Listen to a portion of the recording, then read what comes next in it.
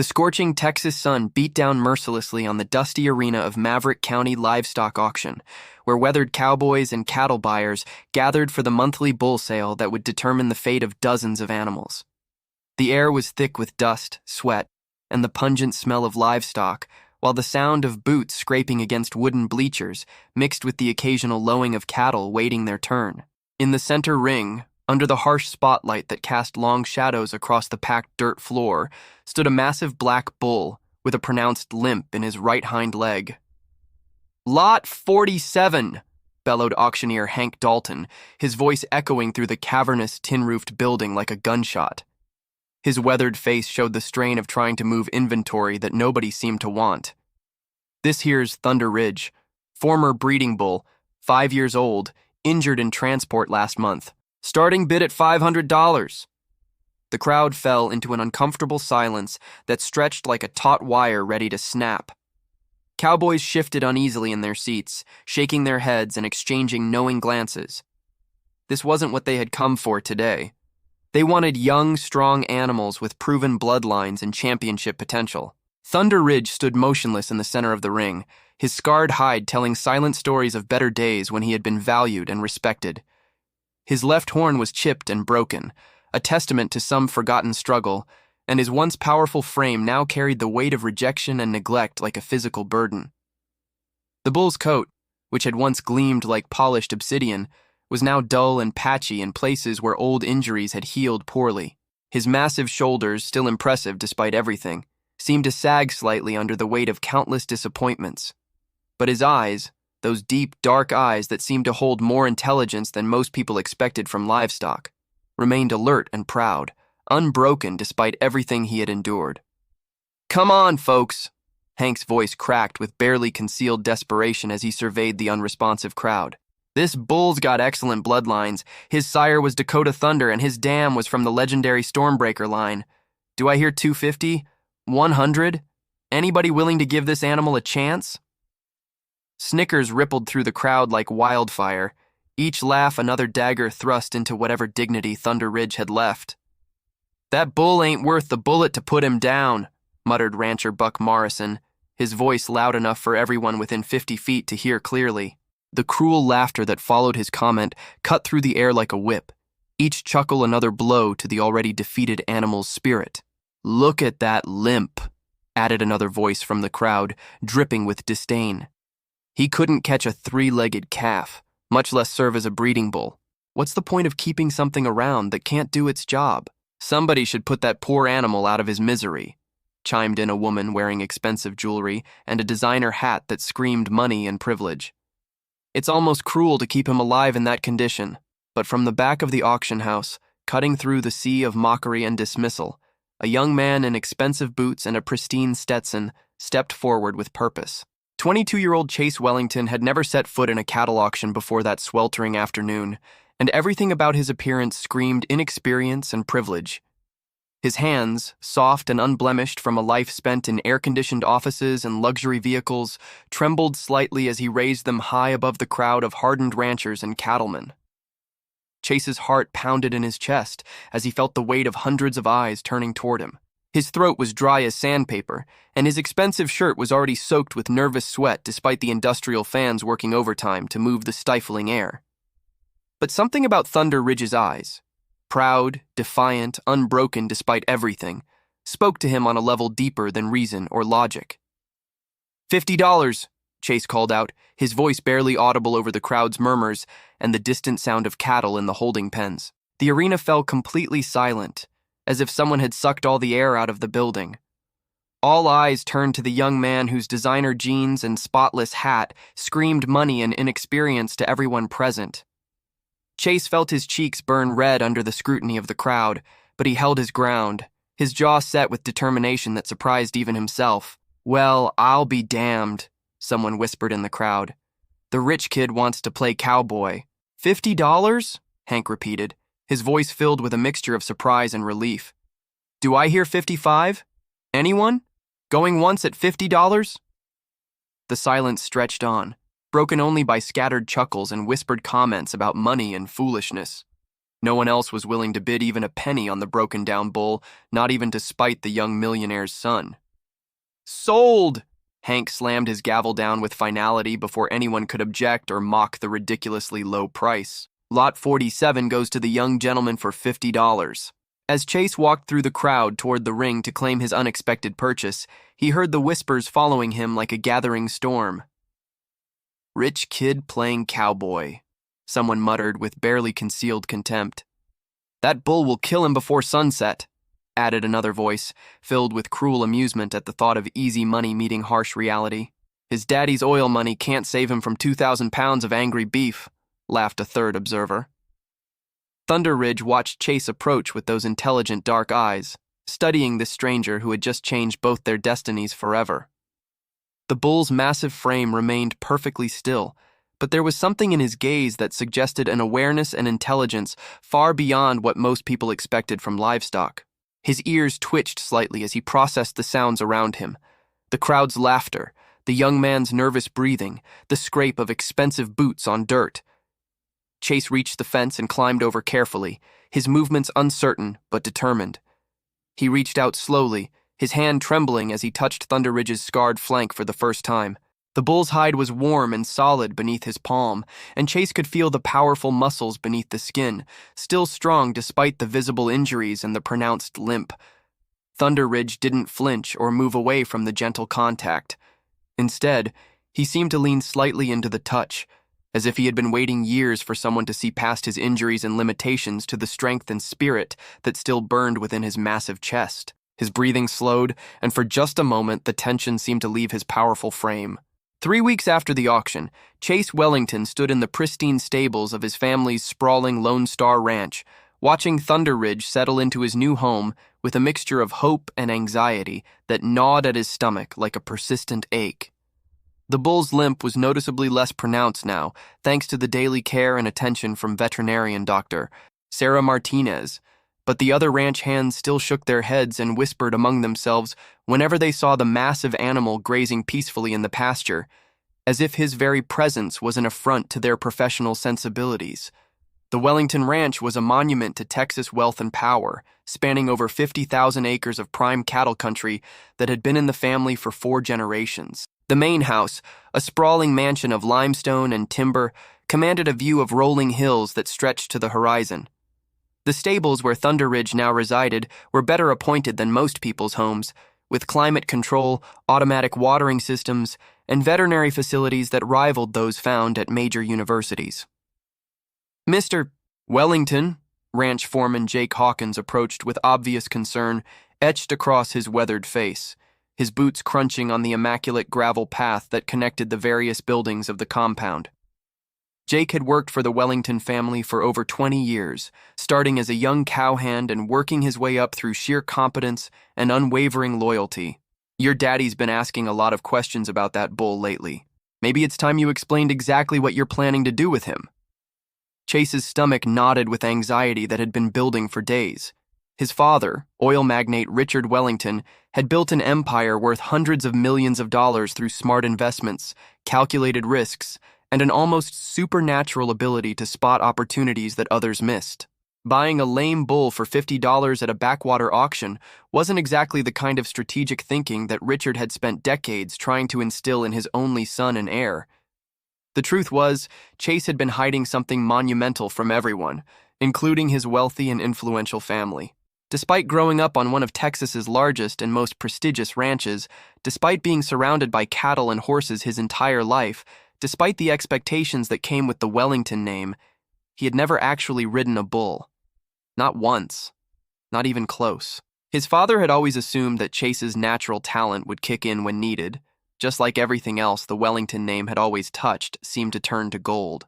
The family had a legendary reputation in Texas business circles, and Richard expected his son to carry on that tradition of excellence in every endeavor. But at 22 years old, Chase had spent far more time in corporate boardrooms than on horseback, more time reading financial reports and attending business meetings than learning the essential ranch skills that his heritage demanded of him.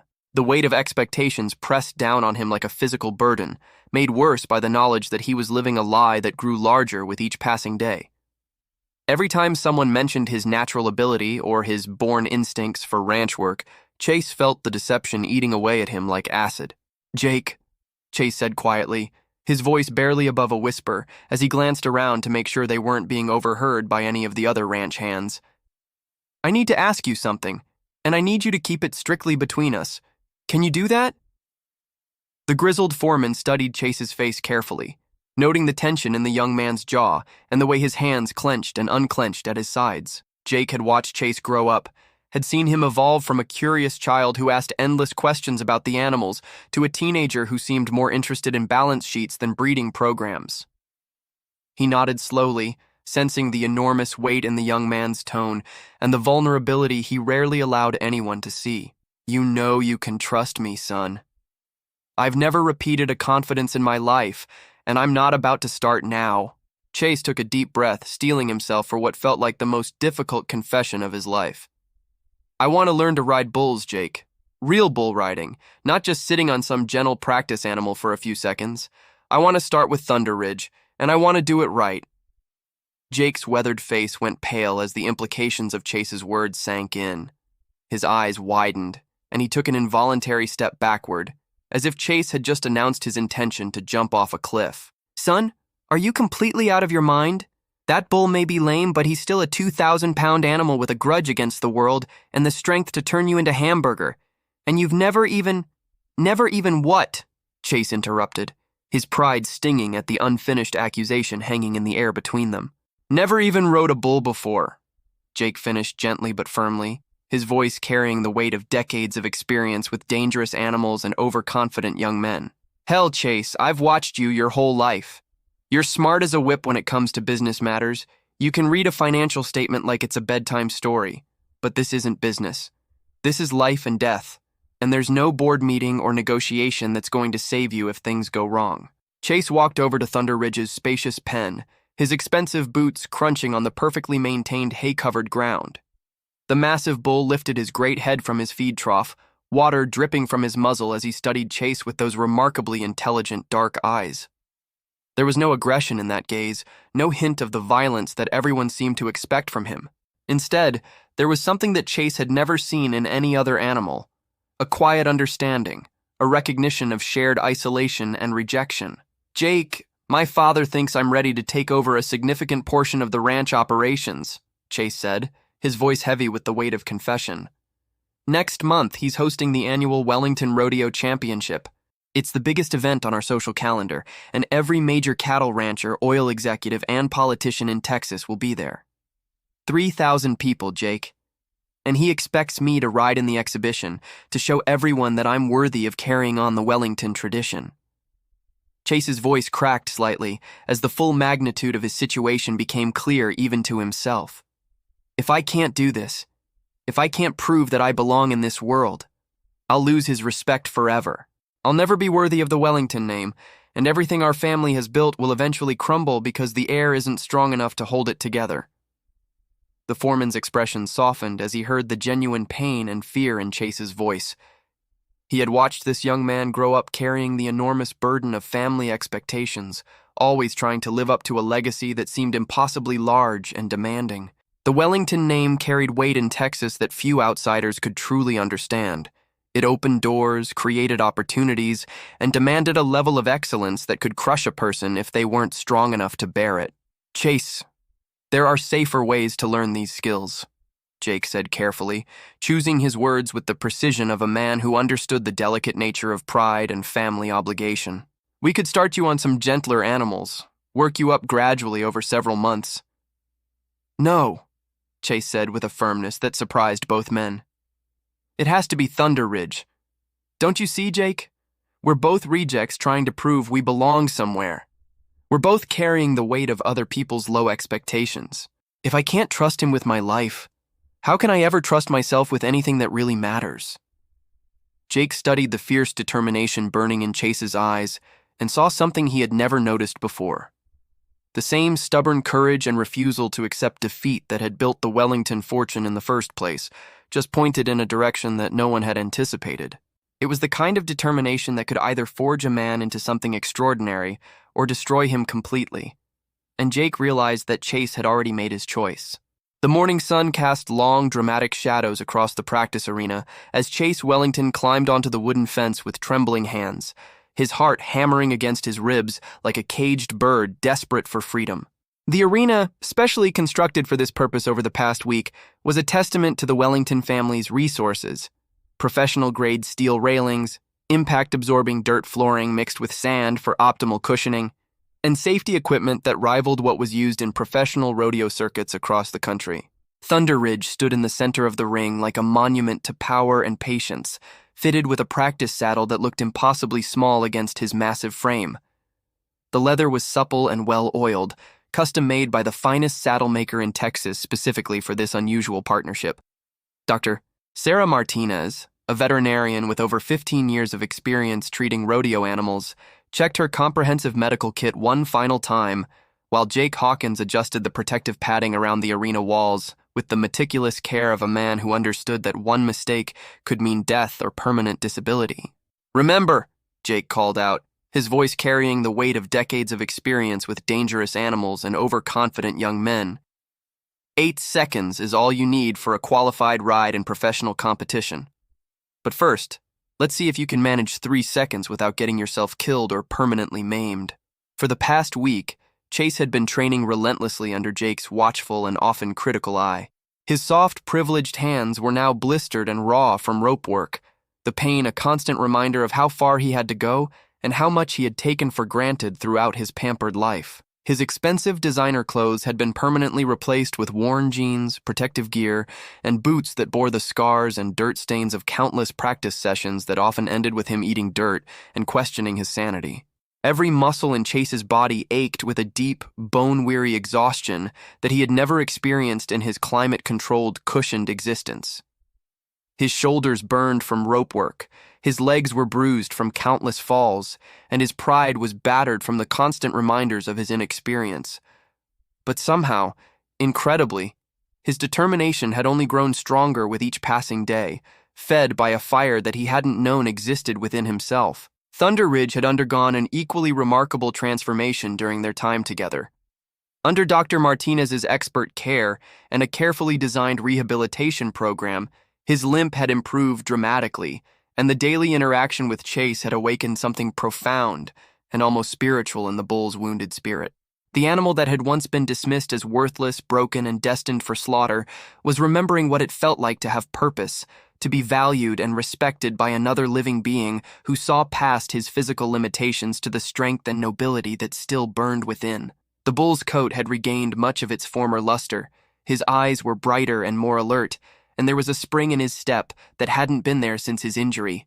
More importantly, he had begun to display behaviors that fascinated everyone who observed him, a level of intelligence and emotional awareness that seemed almost human in its complexity and depth. "Take it slow and easy," Jake advised as Chase prepared for what would be his first real ride on Thunder Ridge after days of groundwork and trust-building exercises. "This bull isn't like any other animal I've worked with in 30 years of training. He's got a different kind of intelligence, almost human-like awareness and emotional sensitivity. Treat him like a partner in this endeavor, not an opponent you need to conquer through force or dominance." Chase nodded, his throat dry with nervous anticipation as he slowly and carefully slid down onto Thunder Ridge's broad, powerful back. The moment his legs wrapped around the bull's massive frame, he felt the animal's muscles tense beneath him like coiled steel springs ready to explode into action. This was no practice dummy or mechanical bull designed for beginners. This was a living, breathing force of nature, and Chase was about to put both their lives in each other's hands with complete trust and faith. The leather saddle creaked softly as Chase found his balance, and he could feel Thunder Ridge's powerful heart beating beneath his legs, steady and strong despite the tension of the moment. The bull's breathing was controlled and measured, as if he too understood the significance of what they were about to attempt together. "You ready for this, buddy?" Chase whispered, leaning forward to pat Thunder Ridge's massive neck with a hand that trembled only slightly. The bull's ears flicked back attentively, listening intently to the sound of his rider's voice and processing the nervousness and determination he heard there. Jake raised his weathered hand high above his head, checking one final time to ensure that Dr. Martinez was in position with her medical equipment and that all safety protocols were properly in place. 3, 2, 1, go! The gate swung open with a metallic crash that echoed through the arena like a gunshot, and Thunder Ridge exploded into motion like a black lightning bolt unleashed from captivity. But instead of the wild, unpredictable, and potentially deadly bucking that Chase had expected and feared, the bull's movements were controlled and almost measured in their intensity. It was as if Thunder Ridge understood instinctively that his rider was learning, that this partnership required patience and gradual progression rather than the brutal dominance displays typical of rodeo bulls. Chase lasted exactly 4 precious seconds before sliding off Thunder Ridge's back, landing hard in the specially prepared dirt, but emerging miraculously uninjured thanks to all the safety precautions they had implemented. As he stood up on shaking legs, dusting himself off with hands that trembled from adrenaline and residual fear, he witnessed something that made his heart skip a beat and his breath catch in his throat. Thunder Ridge had stopped bucking the exact moment Chase fell from his back and was now standing calmly just a few feet away, looking back at his fallen rider with what could only be described as genuine concern and protective instinct. The bull's dark eyes seemed to scan Chase for injuries, and his massive head lowered slightly as if he was trying to determine whether his partner was hurt.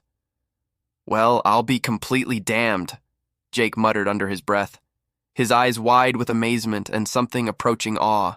In 30 years of training bulls and riders, working with some of the most dangerous and unpredictable animals on Earth, I've never seen anything remotely like that.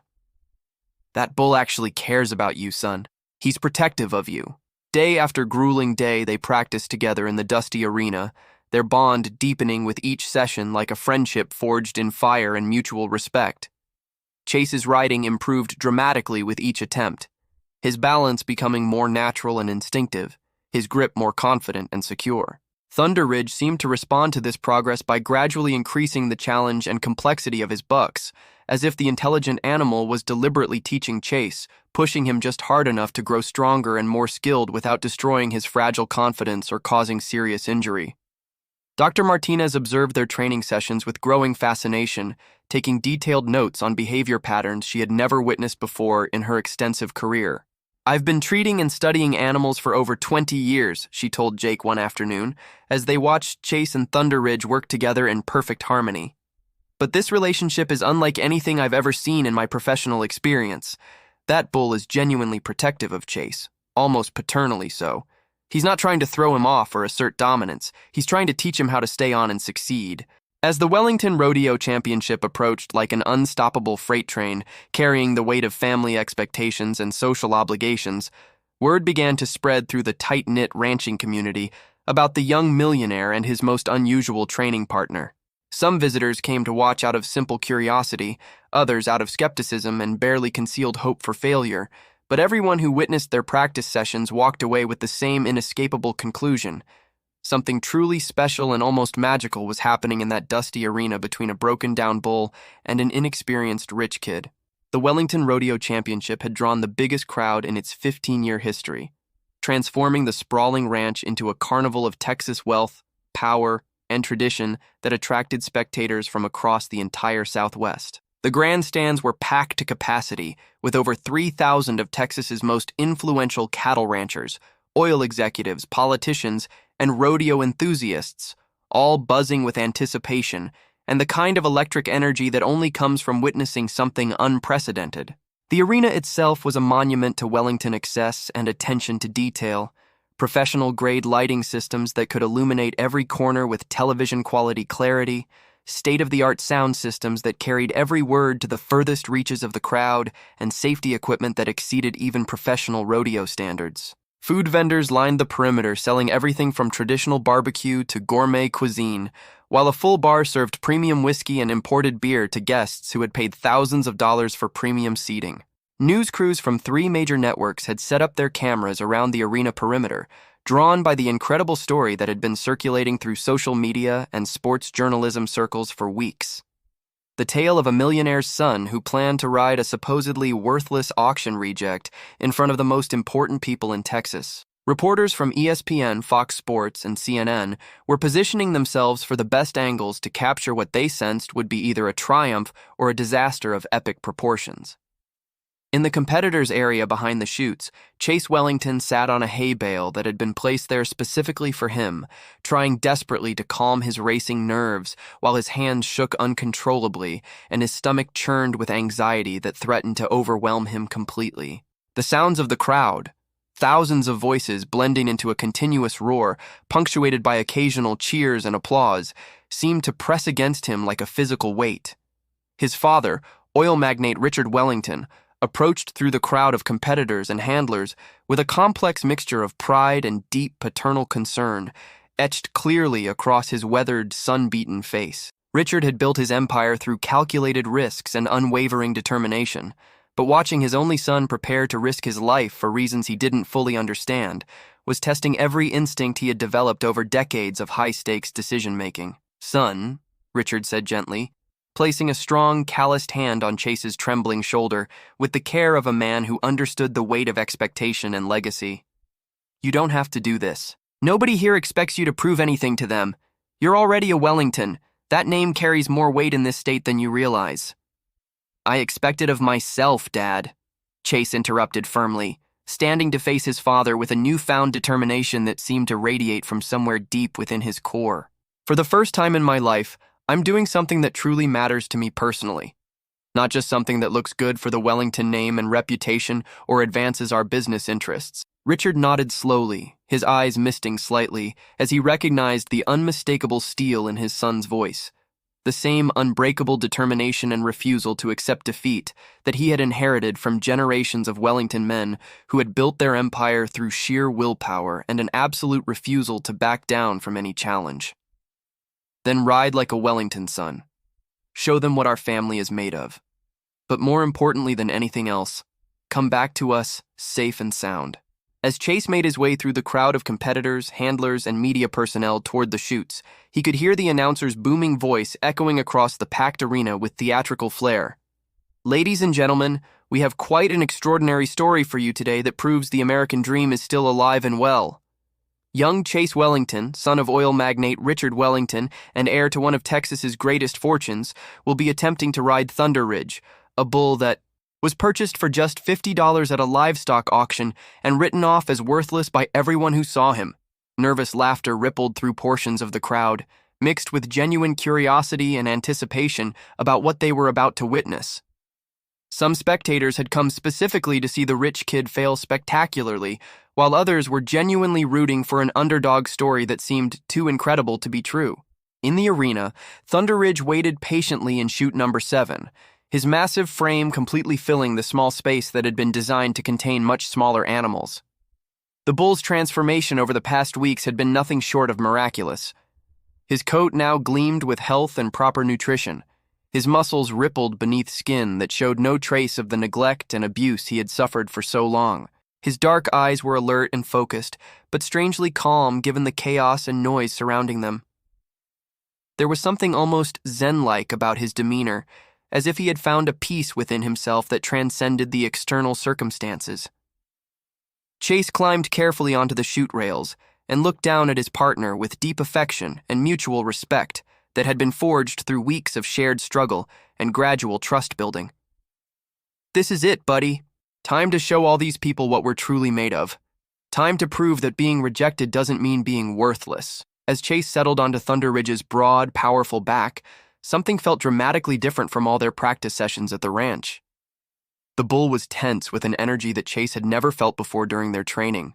His powerful muscles coiled like steel springs ready to explode into action. His ears swiveled constantly, and his entire massive body thrummed with an awareness and alertness that seemed to go beyond normal animal instincts. "You feeling the pressure too?" Chase whispered softly, wrapping the rope securely around his gloved hand with movements that had become second nature through countless hours of practice. But Thunder Ridge's unusual behavior wasn't nervousness or performance anxiety. It was a heightened state of awareness, as if the incredibly intelligent bull sensed something dangerous that human senses couldn't detect or understand. The massive arena fell completely silent as Chase raised his free hand high above his head in the traditional signal that he was ready to begin. Judge Bill Corrigan, a legendary figure in professional rodeo who had been brought in specifically for this event, gave the official signal that would change everything. The gate swung open with a thunderous crash that echoed through the arena like a cannon shot. Thunder Ridge burst from the chute with explosive power that took everyone's breath away, his hooves pounding the arena floor like rolling thunder from a Texas storm. For the first 3 magical seconds, everything went absolutely perfectly. Chase moved fluidly with the bull's natural rhythm, his body flowing gracefully with each powerful buck in a display of harmony that few professional riders ever achieved. The crowd roared its enthusiastic approval at the unexpected skill and partnership they were witnessing. Then, at exactly the 4-second mark, something went catastrophically and terrifyingly wrong. A structural beam in the grandstand, weakened by years of harsh Texas weather and stressed beyond its limits by today's record-breaking crowd weight, chose that precise moment to fail completely with a sharp crack that sounded like a rifle shot. A massive section of metal roofing, weighing several hundred pounds, tore loose from its moorings and began plummeting toward the arena like a deadly spear aimed directly at the spot where Chase and Thunder Ridge were performing.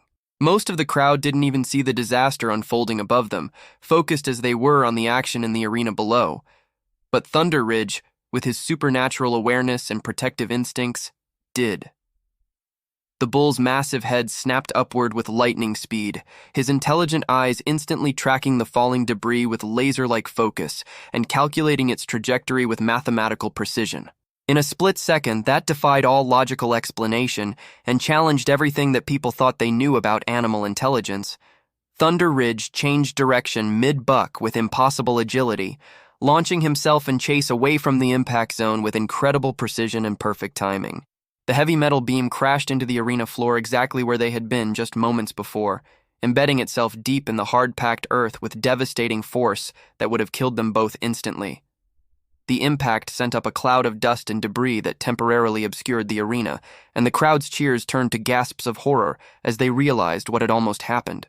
Chase, thrown completely off balance by Thunder Ridge's sudden evasive movement, tumbled hard from the bull's back and hit the ground with jarring impact that knocked the wind from his lungs.